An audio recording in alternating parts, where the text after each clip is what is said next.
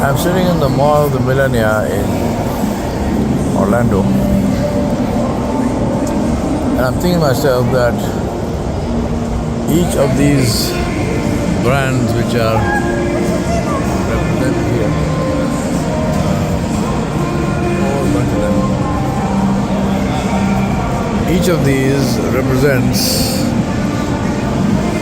a story, and the one common word for all of these stories is ambition. Each of these brands represents the ambition of its founder.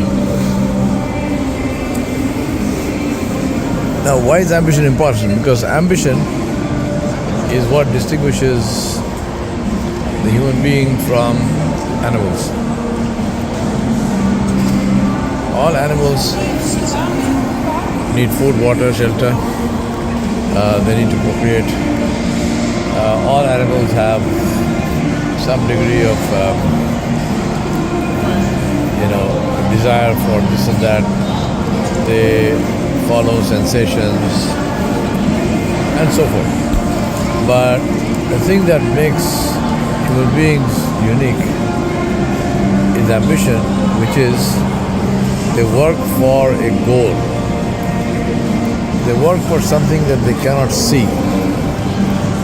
Whatever that might be. It might be wealth, it might be power, it might be political influence, it might be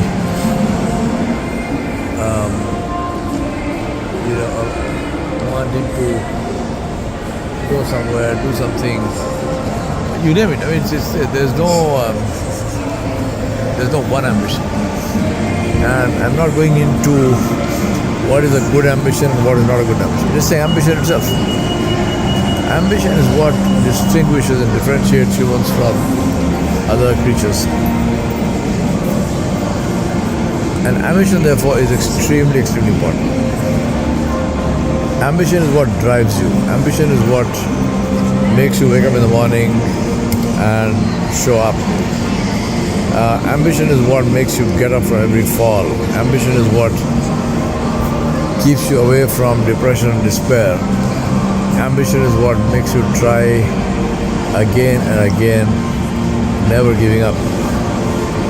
Because ambition knows, the ambitious person knows that final success and failure is in achieving that ambition. Now, it doesn't matter what you do as long as the ambition is clear. So if the ambition is to succeed in this life, then ask yourself, what is it that you need to do? The big thing about ambition also is that ambition is not, as I said, it's not one ambition, so it's not the same thing that everyone needs to do. Some people might have an ambition for which requires them to study. Some people might have an ambition which requires them to do business. Some people have an ambition, like in the days of the old, they had ambition to conquer territory, to build empires, to build dynasties. Today we have dynasties of different kinds. They're not military dynasties, they are dynasties built on business mostly. But the whole thing is the issue of ambition. The interesting thing about ambition is that the more apparently impossible the ambition, the greater its power to drive you. The greater power it has to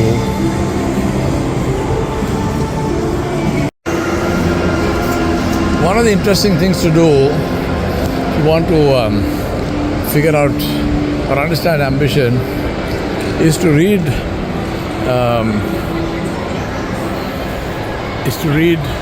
biographies of people who achieved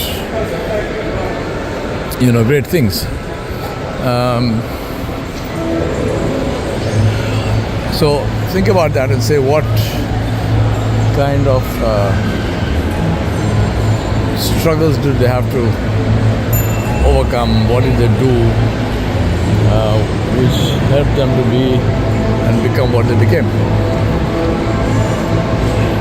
Now, for example, I started literally with the shirt on my back at the age of about 19 or so.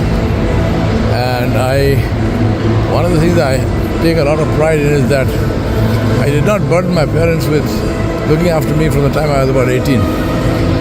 I worked as a courier assistant, a courier boy,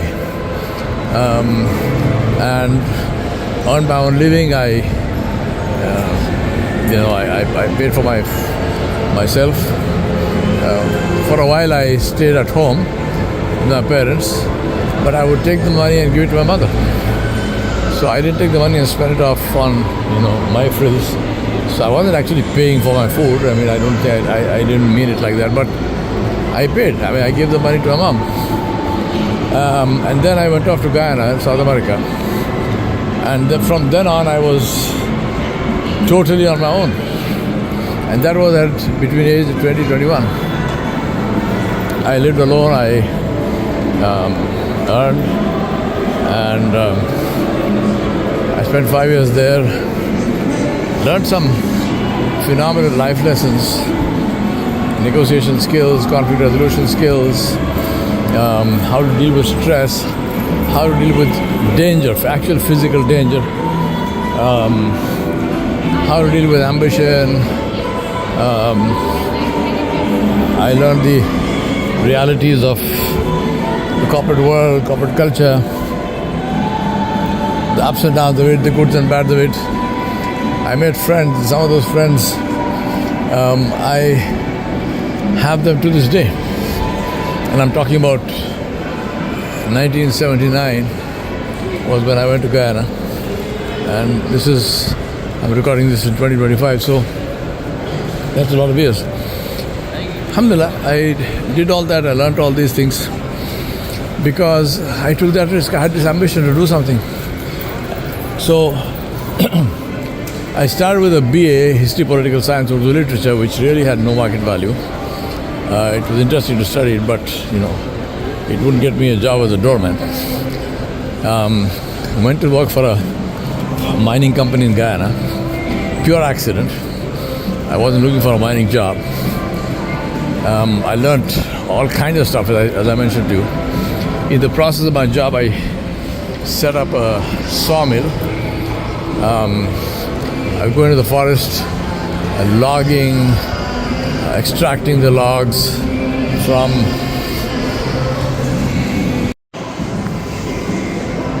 in that process also, I learned a lot about myself. I learned that I had the capacity to deal with stress. I had the courage to be on my own and stand for myself. I had a gas oven blow up in my face, but alhamdulillah, nothing happened to me. I discovered I had the capacity to deal with pain, to deal with the pain of parting, because I lost two of my dearest and closest friends while I was in Guyana. I discovered I had the capacity to maintain relationships with people, both locally as well as long-term and long-distance.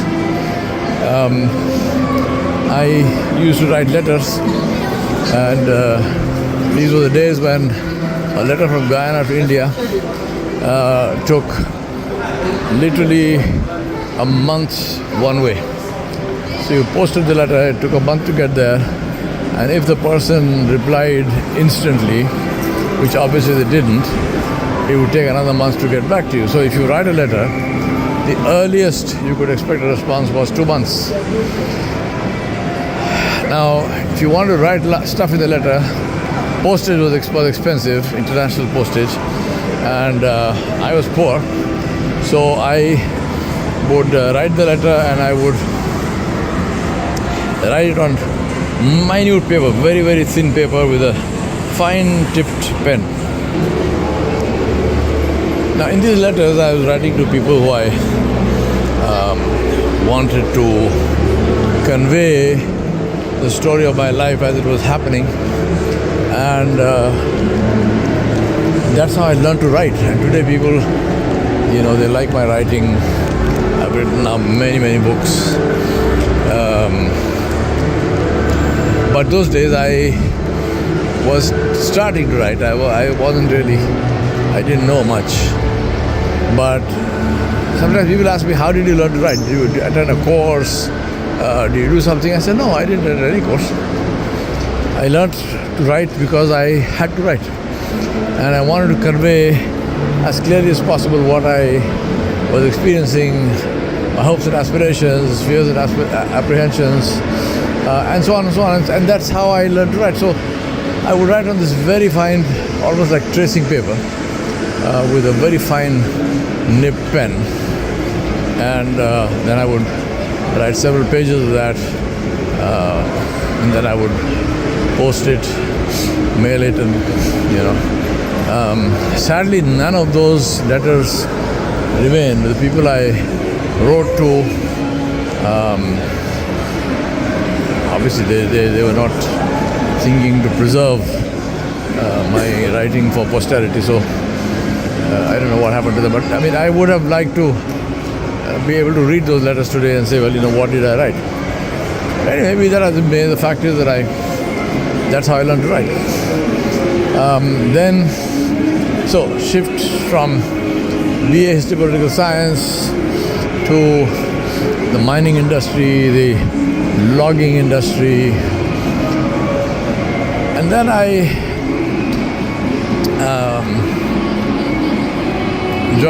came back to India and I joined the tea planting industry. And I was in the tea planting industry for 10 years. All of this sounds long, 10 years sounds like a long time, but believe me, it passes like a flash.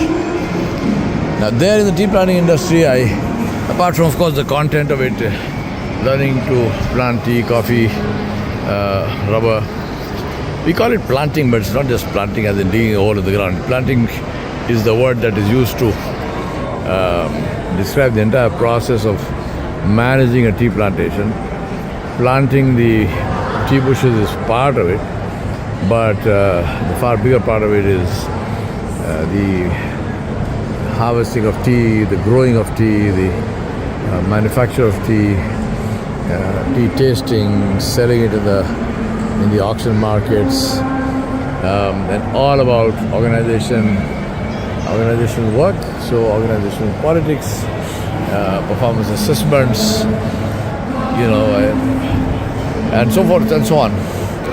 In that process, I was also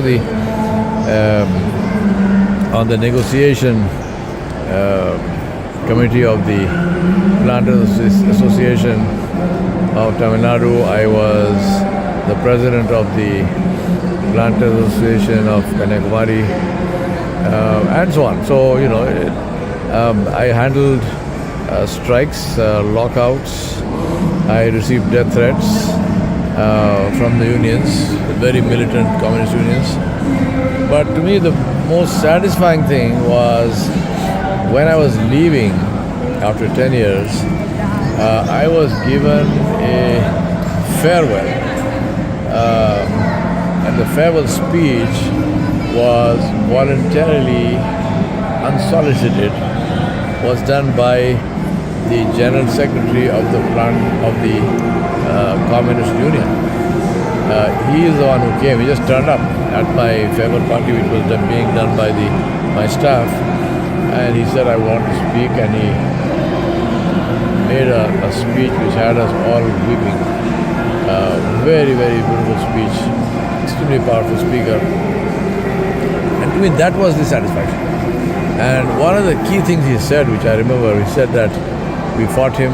He's talking about me. He said we fought him, we opposed him, in some cases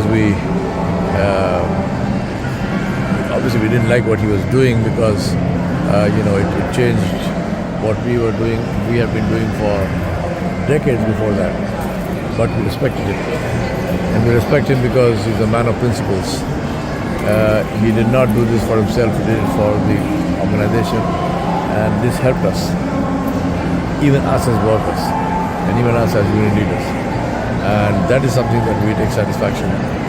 and that's why we are grateful. That's why I'm here. He said I'm not here in my official formal capacity as the General Secretary of the Union because we are not permitted to speak in the farewell of management people. But I'm here in my personal capacity as C. Perumal and as somebody who had the privilege and honor of working with Mr. Big. You know, these are things which live with you in your memory and give you a lot of satisfaction. Alhamdulillah, by the grace of Allah, I was able to do that. During this period of 10 years, I made a goal for myself to say I want to become a internationally recognized leadership trainer and consultant, and now I pursued that. So for 11 years, I worked to learn how to consult and how to train. I learned about leadership. I got myself an executive MBA for which I invested every penny I had. I didn't have enough, so I borrowed money from the company. I sold my car. 1 month after I got married in 1985, I went off for the 6-month course. My wife went off to stay with her parents. Just 1 month after I got married at the age of 30, 1 month later, I didn't see my wife for 6 months. Literally didn't even see her because she went off to the UK. Her parents lived in Leeds. She went off to Leeds.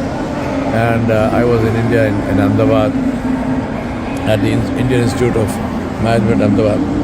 And I had no access to her because this was the days before apps. There was no WhatsApp, nothing. You wanted to speak to somebody, you made an international call, which cost a lot of money, which I didn't have. And so I couldn't even speak to her. Forget about seeing her. But the point I'm making is that at the end of that, I got myself my executive MBA, which was my goal. The point I'm making is that if you want something, you have to do whatever it takes to get that thing. And that's where ambition comes in. If you have the ambition, then you will do it because you have a goal in mind and you're working towards that goal. Then the effort you're making doesn't seem like effort. You're putting it in because that's the only way to get it. You're not going to resent that effort. You're not going to say, oh my God, why do I need to do all this? No, it has to be done. This is what it takes. And if that's what it takes, that's what you do. So, but the driving force is the ambition. The result of that is, just to give you an idea, my last drawn salary from my company where I worked, and by then I was independent charge of a huge number estate, to the general managerial position, although the company didn't give me that designation. This is where organization politics plays such a role. And it's a good thing because, sometimes we get very satisfied with these meaningless titles. I laugh at myself today to think that there was a time when I would have given an arm and a leg to be called general manager. The organization mercifully never called me general manager. And that's what drove me eventually to leave the company, because I said I have no future in this company which will not give me this title, which will not recognize me or recognize my effort. So I should get out. And the fact that I got out was really the biggest benefit that I could do to myself. And so indirectly the company was, I should thank the company for being kind enough to do this for me. So although they did that inadvertently. So I left as a good friend. We didn't fight or anything with anybody. But that is the fact. It was one reason I left was because I was not satisfied with how my career was going in the company for no fault of mine. I knew I was performing peak performance. My performance was not equal by anybody, but still, I wasn't getting what I was due, or at least what I thought I was due, for reasons which were beyond my comprehension. So I left. And to give you an idea, I left the company in 1994 or 1993. My last salary was 5,000 Indian rupees per month. If if I just take a random year and say, what was I earning turn of the century, so say 2010, my daily fee as a organization consultant, individual consultant, was 500,000 per day. So in 1990, as I said, in 1994, my monthly salary was 5,000 rupees. In 2010, my daily fee was 500,000 rupees. That's a pretty good growth, if I might say, in terms of ability, and that's in terms of ability to earn. And all of that is because of ambition. So because I had the ambition, I made the effort, and of course, by the grace of Allah, Allah put barakah in this and gave me success.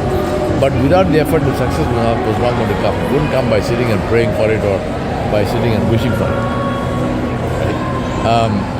At the same time, as I mentioned to you, I got married in 1985. Today I'm recording this in 2025. By the grace of God, 40 years of a happy marriage. So learning in terms of maintaining also relationships, long-term relationships, and so forth. So my advice to any young person is, ask yourself this one simple question: what is my ambition, and what am I prepared to do to achieve that goal? If you don't do that, believe me, there's no difference. I'm sorry to be blunt about it, but really there's no difference between your life and the life of an animal. Because if all that you do in your life is to eat, drink, find some shelter, and to procreate, then there's no difference between your life and the life of an animal. And that's the choice you make. Thank you for listening. Comments welcome, and welcome to share.